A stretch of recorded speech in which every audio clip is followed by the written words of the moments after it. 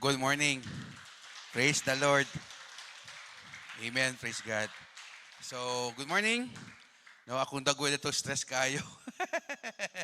Anyway, the Lord is good in our lives. Amen. No, especially karon sa tuang panahon karon is fuel is increasing. No, mao nang kagabi mga around I think 11 o'clock in the evening. Mao nag-istoryahan mo ni Kuya Rowel. Nanawag si Kuya Rowel sa kuha. No, taas na kayong fuel. Mystery daw kayo na. And then, praise the Lord, no? Again, good morning. And it's another privilege for us, kasama ni Kuya Rowel, to share the word of the Lord sa inyo ang tanan, no? And I believe that the Lord is kanaganing working in our midst today. Amen?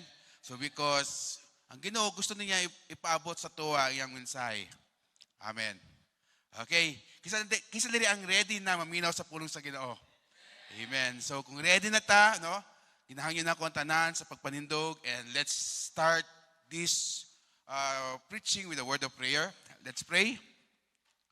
Father God in heaven, Lord Jesus, we thank you, Lord God, Lord, for this wonderful morning, for this wonderful Sunday na magihatag ka namo. And Lord, today, Lord God, Lord, we commit this service to you, Lord God, because we believe, Lord God, na kung wala ka sa muang midst, Lord God, everything is meaningless, everything is useless, oh God.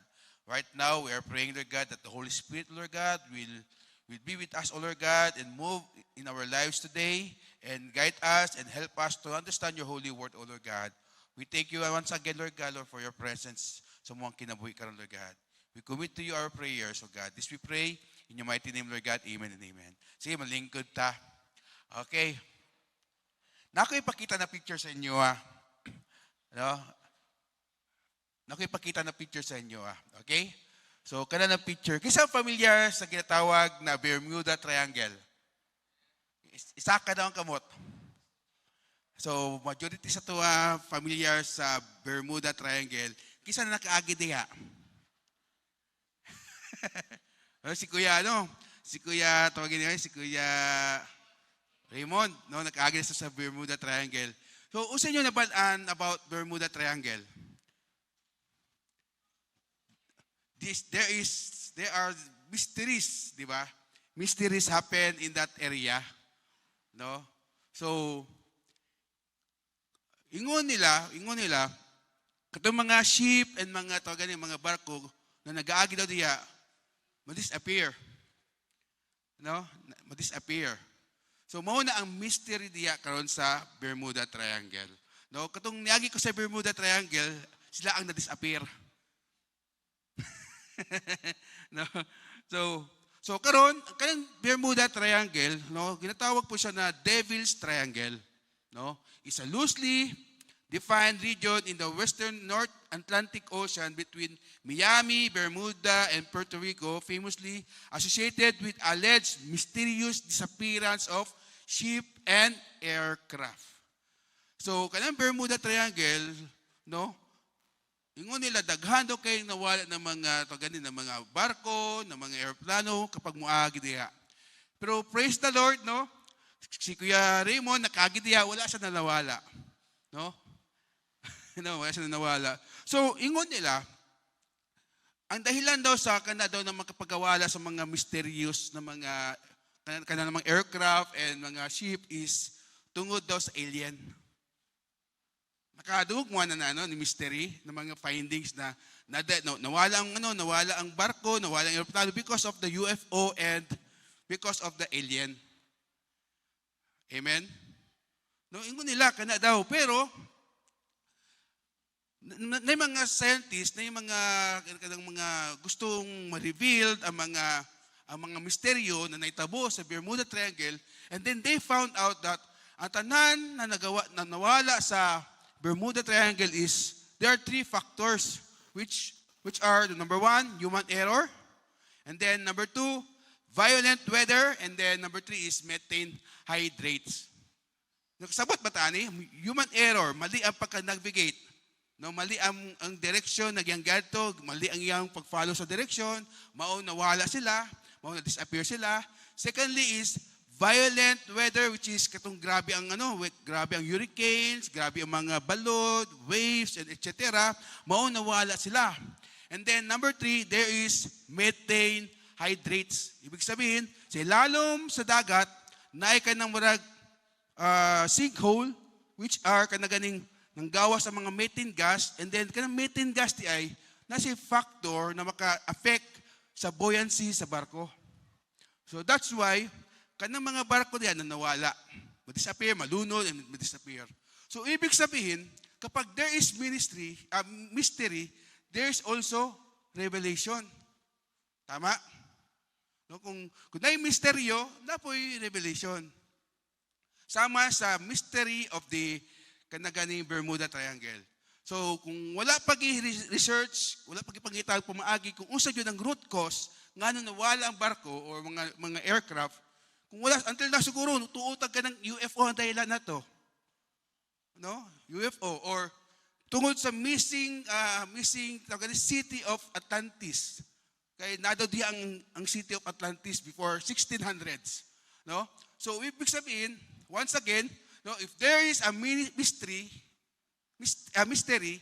there is also a revelation. So karon, ang atuang isgotan karon is the ministry of God's will. Amen? So, sa Biblia po, na po yung ministry, pero ang ministry na is, kung usag yun ang will ni Lord sa tuwang kinabuhi.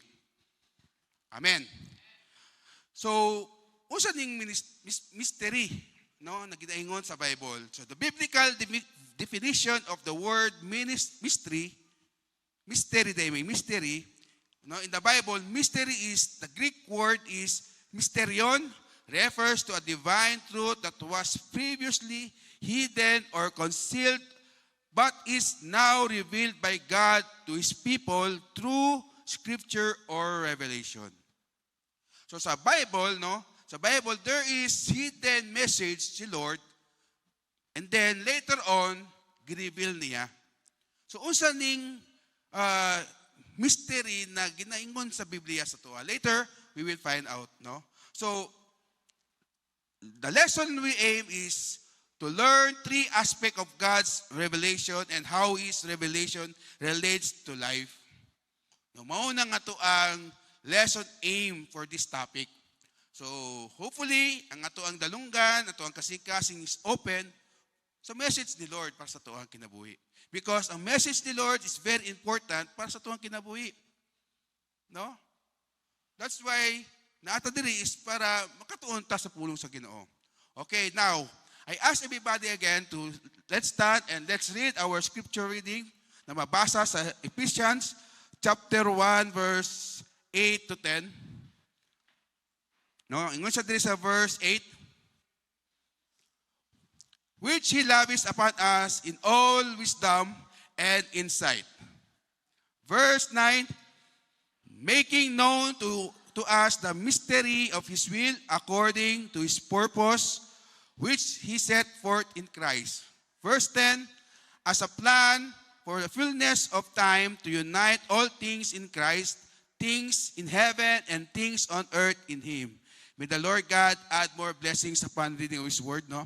Sige, malingkod tang tanan. No?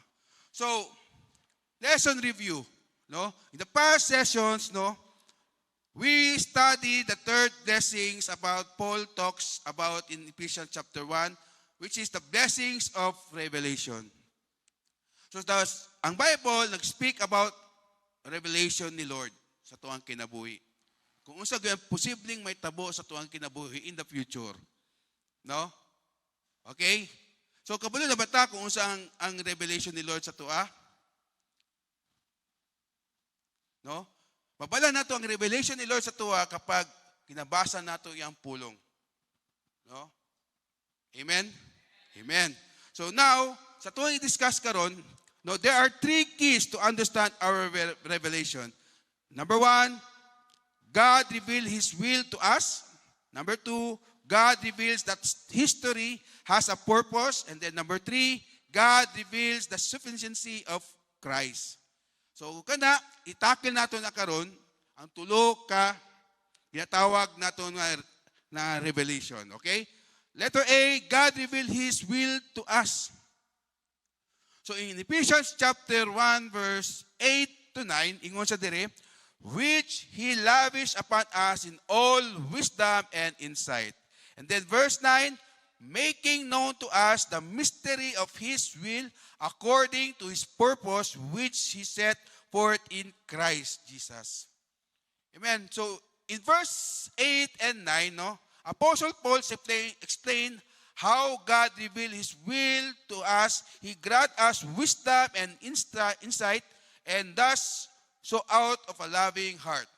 So meaning to say, no, si Apostle Paul nag-explain kung unsa gyud ang will ni Lord sa tuwang kinabuhi. Kung saan na to pag-reveal ang will ni Lord sa tuwang kinabuhi.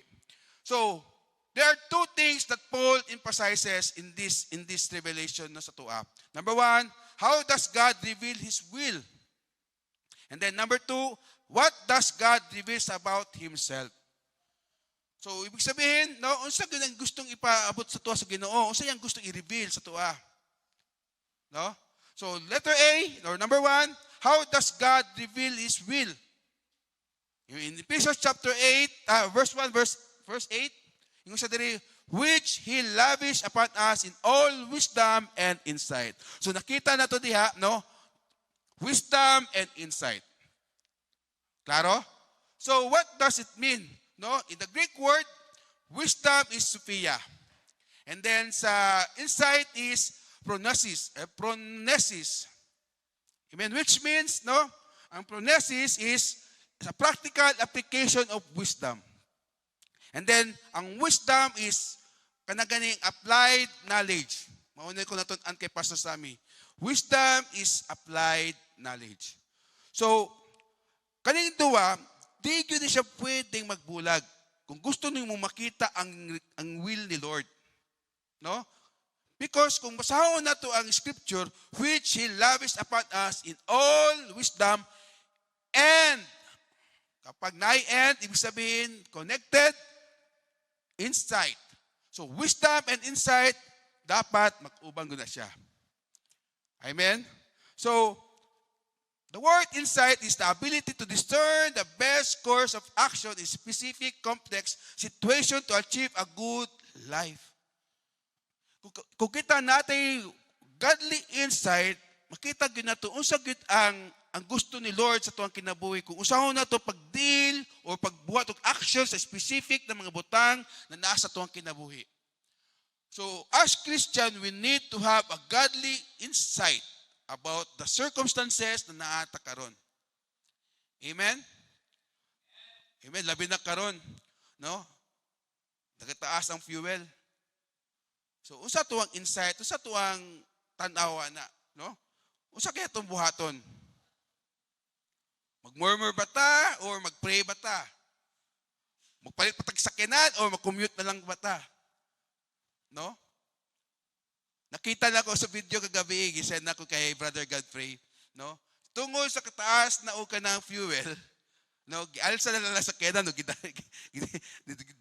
nidagan na lang sila para makasave sa fuel, no? No, karon ang fuel is 100 plus na, no? Okay, now, para masabtan nato, unsa pasabot ani connection between wisdom and insight is kani ako ang gibuhat na formula, no? Wisdom is equal to applied knowledge. And then, insight is equal to practical application of wisdom.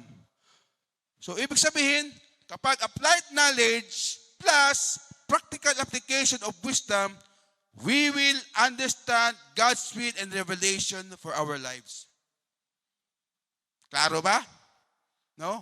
Wisdom plus insight, we can understand God's will and revelation for our life. Dili pwede applied knowledge, wisdom. Na kay wisdom, pero dili na mo gina-apply sa mong kinabuhi. Dili po pwede na kanang practical application, so wala kay wisdom. Naka-insight na gina-practice ni mo, pero wala kay wisdom.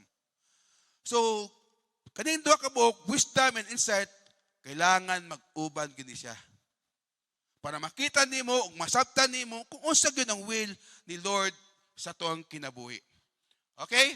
Number 2 question, what does God reveals about Himself? In verse 9, ingon sa diri, making known to us the mystery of His will according to His purpose which He set forth in Christ. So, diri highlight na to ang word na His will, meaning to say, there are two kinds of Greek words sa will. Number one is telema, meaning is what He desire. Telema, what He desire, and then baule, which means what He decrees. Other words is what can God wants to happen. So sa tuwang gibasa kanina sa verse 9, no, ang gigamit ni Paul there is ang word na telema. No? Making known to us the mystery of His will, the word telema, meaning to say, this is God's intention sa tuwang kinabuhi. Nasabtan na to? So, diya na to makita kung gusto kita ka-love sa Ginoo. Because naagay intention ang Ginoo sa imong kinabuhi. Na-feel ba na to ang intention sa Ginoo sa itong kinabuhi? Amen. No? So, klarong-klaro kayo, ang word na telema is, there is a kind of intention of God sa tuwang tanan. No? It is a kind intention of God for all of us. So the Lord is so good sa tuwang kinabuhi. The Lord is giving His life sa tuwang kinabuhi, and He wants us to be saved. And then the intention of God sa tuwang kinabuhi is ma-unite ta niya in the future. Amen? So now, unsa ning will ni Lord according to His purpose which is set forth in Christ. So pinaagi sa kinabuhi ni Kristo, mao yun ang will sa Ginoo sa tuwang kinabuhi. Later on, masabtan nato na siya, kung sa ginong will ni Lord sa tuwang kinabuhi. Okay? Now, letter B, no? God reveals that history has a purpose. Tanang history na ito ang nabasa, nag-purpose. Ang purpose na is magkaroon tag learning, magkaroon tag personal application sa tuwang kinabuhi through that history. And then, diri sa Biblia, kanang nahitabo sa Bible, no? Mga story, mga history sa Bible, kapag i-apply na ito sa tuwang kinabuhi, no? Makahatag na sa tuwag blessing. Amen? Makahatag na sa tuwag guidance. No? Amen? So now, in Ephesians chapter 1, verse 10, no, sa ESV version, usa man ang history na naipurpose. In verse 10, yung sa dire, as a plan for the fullness of time to unite all things in Christ, things in heaven and things on earth in Him. So, the word plan there is from the Greek word oikonomia, which means administration. So, bilang isa sa nag-eskwela og engineering, kagabi, nag-isgot man po si future engineer Jay, si Jay Chongko, na sa ilang thesis, no? Ito kung thesis ba to or defense, nag-isay plan. No? Even sa mga, katong nag-eskwela ko ka ng mechanical engineering, sa mga thesis, there is plan. Hindi pwede na mag-present ka sa imuang professor na wala kay plan. So, ibig sabihin, kapag nakay plan, na stewardship na included na. Amen? So, ikaw bilang nagplano na, you administered to that plan. Kapag ikaw nag-administer na, there is always connected sa word na accountability and stewardship. Amen? So, this is about stewardship. It is looking after something in the future. Pareho sa tuwang kinabuhi, mga plano sa tuwang kinabuhi, ginabuhat na to na siya in respect sa time para in the future makita na to kung unsa atong plano. Kung unsa ang resulta sa plano. So kapag nakay plano, it's nag-respect siya sa fully, kapag nakay plan, related na siya sa time. Nagsisay related sa time. Kapag kami sa engineering, no, kapag mag-solve there is always connected sa word na time.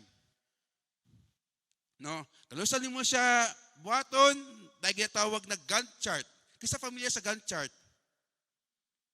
Gantt chart. Isa familiar sa Gantt chart the word. Ang Gantt chart is isa ka project, no? And then every day naa-share ka ng specific na task para makita nato kung unsa gyud ang progress sa isa ka plano. So diri makita nato na there's plan and there is time. So nay plano ang Ginoo sa tuwang kinabuhi, napo siya kanusan niya i-reveal. Amen. So ibig sabihin, no, something in the future we will see God's plan sa tuwang kinabuhi. Amen. Sabtan ba nimo? No? Okay, now, unsa ning plano sa Ginoo sa tuwa? No, basahon nato usab as a plan for the fullness of time to unite all things in Christ. Are you included in that unity in the future? Mao ni ang gustong mahitabo ni Lord sa tuwang kinabuhi. No? Mao na to gingon ang in the fullness of time, in the right time, no? Kitang tanan ma-unite diha kang Kristo. Ato ang mga loved ones na nawala sa kalibutan, katong namatay na, soon makauban nato sa langit.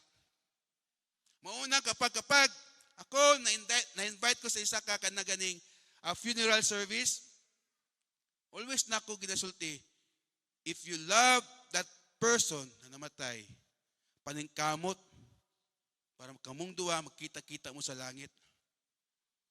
Amen? Amen. Maunang nako nalingkamot po ko kay kabalo ko si Papa nasa langit. I'm sure si Pastor Tatang inanapod nalingkamot dili sa kalibutan para in the future makita niya si Papa sa amin niya sa langit. Amen. No? Pero kung dili mo love, dili mo na miss mo ang kanang loved ones diya na nalingkamot sa una na matuglangit.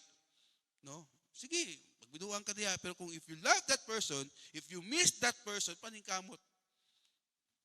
No? So soon in Ephesians chapter 1 verse 10, no, there is a plan in response sa time, no? And then ang gusto sa Ginoo sa tuwang kinabuhi is ma-unite ta sa iyaha. Are you excited? No? I see you in the rapture. Tata, gamay na lagi. No? So soon, wala ta kabalo, ato ang panahon karon nanay gera, nanay mga tawag na mga famine na itabo, mga fuel increase, no? Wala ta kabalo. No, basig today, tomorrow, unyang gabi, maabot ang Ginoo. Pangutana, are you ready? Amen. No? So, katong atong mga minamahal sa kinabuhi sa una na nagikuha na ni Kristo, soon we will meet Him there in heaven. Amen? So now, this plan rooted in His grace, no, bring harmony to a broken world, centering everything in Christ as the head of all things. Ibig sabihin, because of the grace of the Lord, tungod sa grasya sa Ginoo, gihatag niya ning plano sa tua. Because of the love of the Lord, gihatag ning plano sa tua. Kung dili siguro ta love sa Ginoo, wala siguro inanin na plan si Lord. Siguro kitang tanan, imperno. Pero tungod sa grasya sa Ginoo, no? Ug because sa kinabuhi ni Kristo, pagdawat na puto kay Kristo, sa tuwang kinabuhi as His Lord and Savior, as our Lord and Savior, mao na gyud makita-kita ta sa langit. Amen? So, ibig sabihin, tungod kay Kristo, ang tanan na-reveal. Amen? So, in this verse, Apostle Paul highlights two things. There is a plan of God and there is a timing of God. So, dili gina siya pwedeng magbulag. Ibig sabihin, dili ka pwede magbuhat og plano. Antong plano ka lang. Pero wala kay time. Kanusa din mo siya buhaton. Wala kay time, kanusa siya ma-accomplish. So, kung tanaw na to sa engineering na side, no? Kapag naay mga building na gina-construct diha, naay ginabutang nila perspective plan, which means, no, naay start date and then estimated date of accomplishment. Diba? Maupunta sa mga kalsada, no? Kapag naay kanal na ginabuhat niya, date started, and then date, target na mauman. Because ang plan, dili pwedeng walay connection sa time. Amen? So now, soon, that plan of God will happen. May tabog na siya. So sa una pa, ito nadungog na ko kay Pastor Valentino sa una, hapit na maabot ang Ginoo. No, bata pa ko, hapit na maabot ang Ginoo. Indeed, hapit na gyud. There are signs and wonders na nagtabo karon, no? Pero wala ta kabalo kung kanus ang right time. But ang gusto na kong may tabo, maningkamot kita diya sa Ginoo. Amen?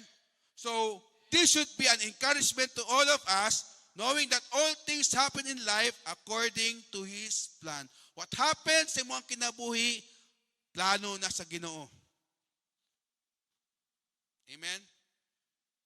Kapag na mga dili pabor sa tuwa na mga nahitabo, mga circumstances na dili pabor sa tuwa, ayaw i-blame ang Ginoo.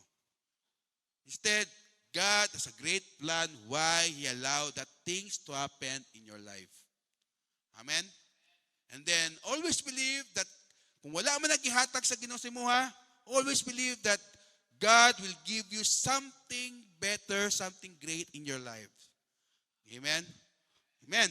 So when we go through difficult days like this, taas ng fuel, no? Ingon ni ati, kasi itong kastorya na ako na murag, kung napansin na to, gamay na lang kayo ang sakyanan na nagdagandagan din sa I think si Pastor Olive na ganina, na kung napansin niyo, gamay na kayo nagdagandagan ng mga sakyanan karon because of the kataas of fuel. No?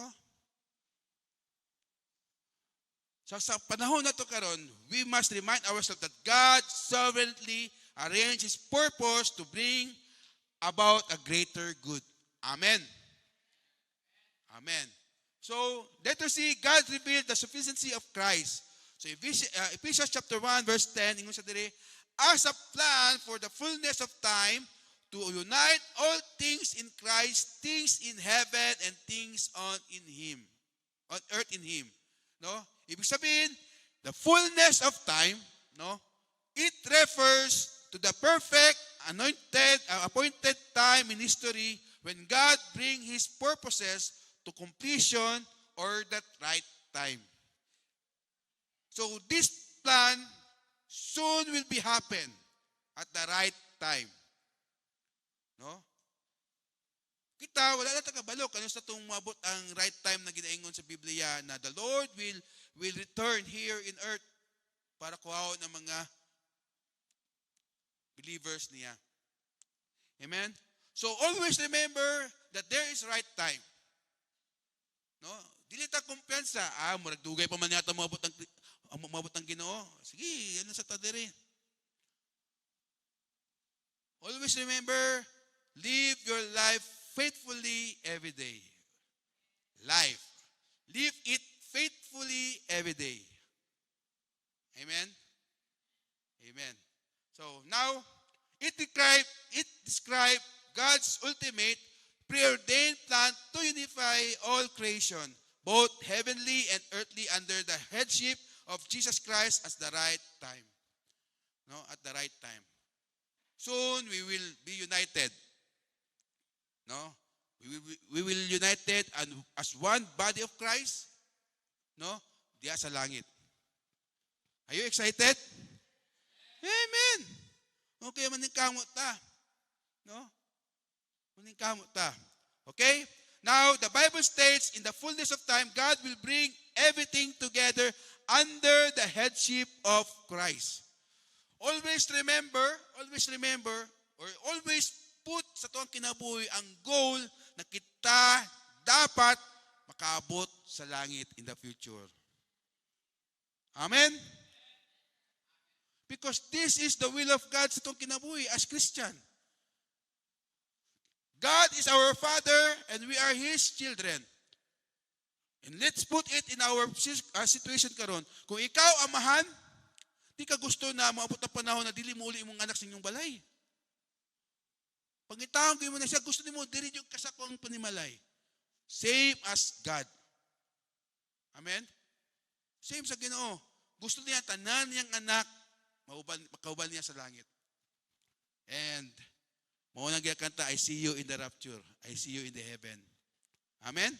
Hallelujah.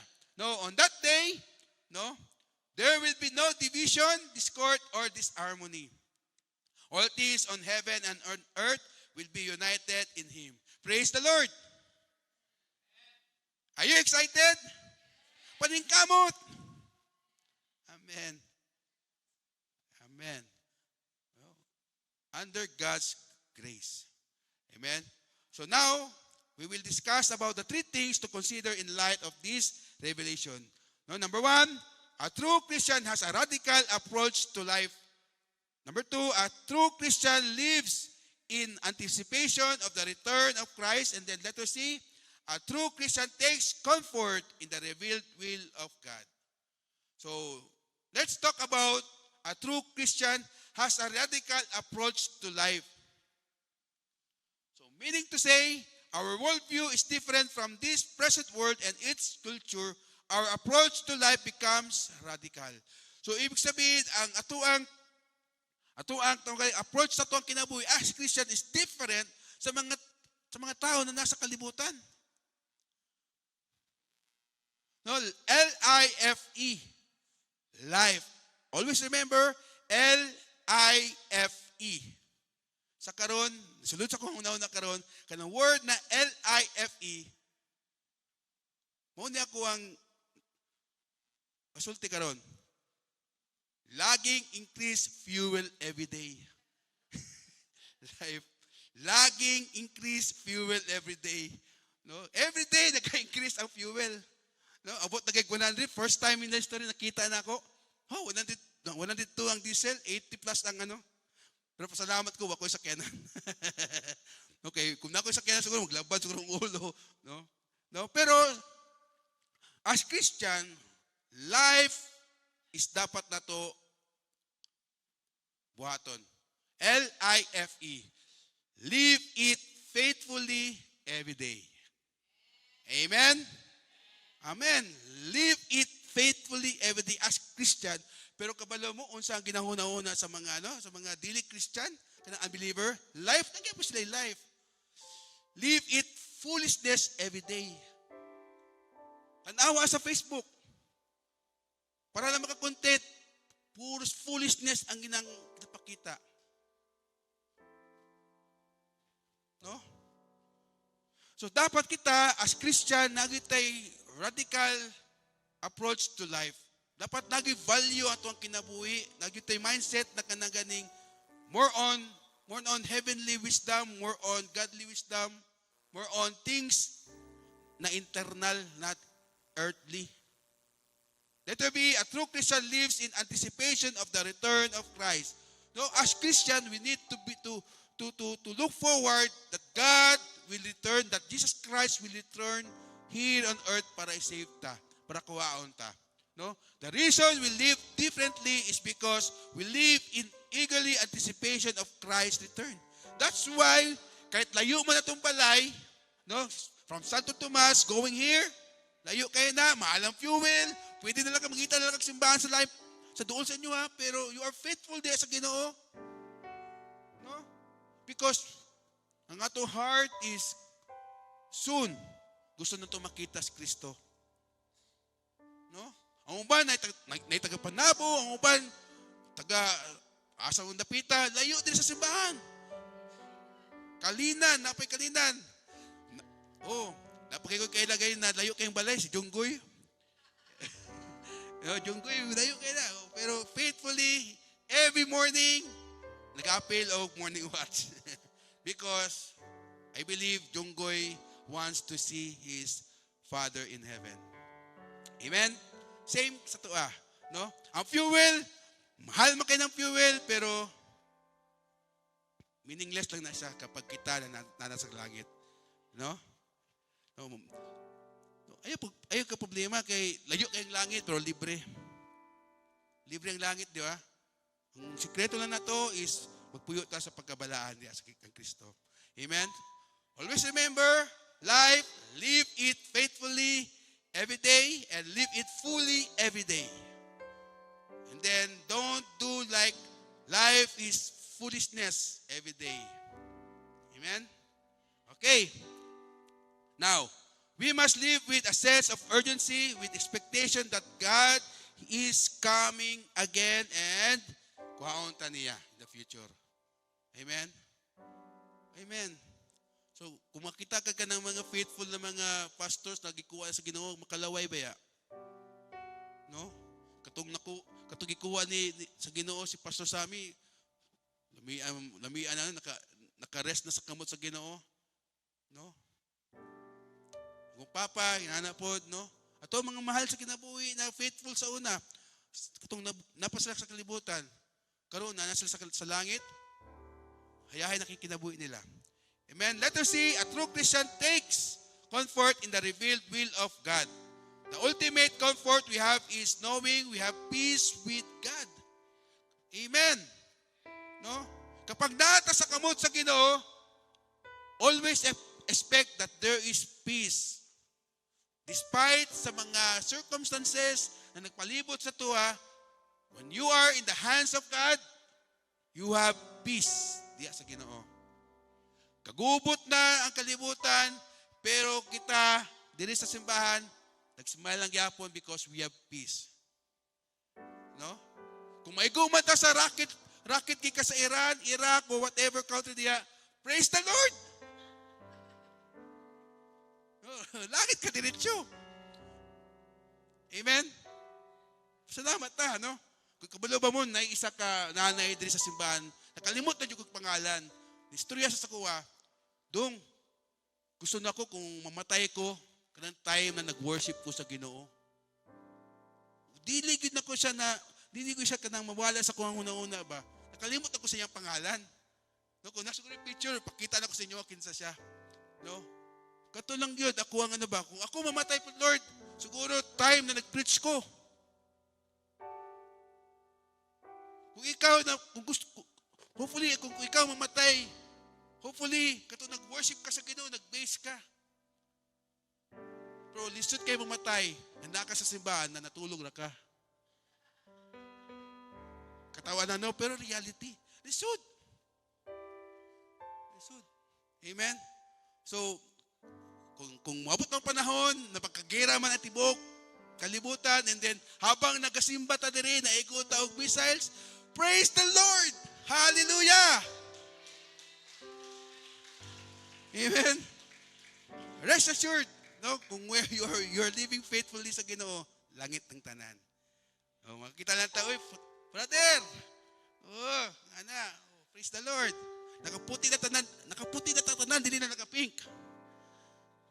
Amen? Praise the Lord. Hallelujah. No? We can let go out of worldly concerns because we know that one day there will be fully restoration and joy there sa kamot sa Ginoo. Amen. Amen. Are you excited that nana ka nang experience nato na someday there is restoration sa tuang kinabuhi, relationship, and then sa Ginoo, ug natay joy, praise the Lord, kay ma-restore. Amen? Now, we can face challenges in our lives knowing that Christ will return, providing us hope for the future. Whew. What a great message sa Ginoo sa tuang kinabuhi karon. Amen? So, in conclusion, the core of this mystery as outlined in Ephesians chapter 1, verse 9 to 10 is that God is working to bring all of creation, everything in heaven and on earth, together under the authority of Jesus Christ. Praise the Lord. Hallelujah. Amen. So, it is the ultimate plan to fix the broken unity of the universe caused by sin and to bring all things into harmony. Because sa sala na natabo sa Garden of Eden, nagkaroon og brokenness ang relationship between man and God. But because of God's grace, because of sa gibuhat ni Kristo sa tuwang kinabuhi, napakamatay siya sa cross, that broken relationship restored. Amen? And then that broken relationship, united. And there is harmony sa matag usa sa tua. Amen. So Jesus Christ is the focus of this plan. He is the one who harmonizes, completes, and redeems all things. He is the centerpiece of this revelation. Amen. Kung wala si Kristo na pagkamatay sa cross, I'm sure all of us magkita-kita sa impyerno. Amen? Pasalamatan na ito ang Ginoo, si Jesus Christ. Lord, thank you for dying on the cross to save us. Again, wala takabalo sa panahon. Kung na may racket na musulod din sa simbahan, praise the Lord. Amen. So, in reflection, no? Number one, how do we know and follow the timing of God in our lives? What consequence do we get if we follow or not the timing of God? Number two, what is the difference between the worldview of this present world versus the Christian worldview? How may we develop the Christian worldview? Amen. What a nice and great message ni Lord sa tuwang kinabuhi karon. And hopefully, this message will always remind sa tuwang kinabuhi, will always kanang magpuyo sa tuwang kinabuhi. Again, let's have godly wisdom and insight para makita nato ang revelation ni Lord and will ni Lord sa tuwang kinabuhi. Amen? So I ask everybody to please stand and let's pray. Father God in heaven, we thank you for your word today. We thank you, Lord God, that you have will sa mong kinabuhi, Lord God. You have desire sa mong kinabuhi na someday in the future, Lord God, makauban ka na mo, Lord God. Thank you, Father God, Jesus, for dying on the cross para, Lord God, ma-redeem me, Lord God, Lord, sa mong mga sala. Para ma-save me, Lord God.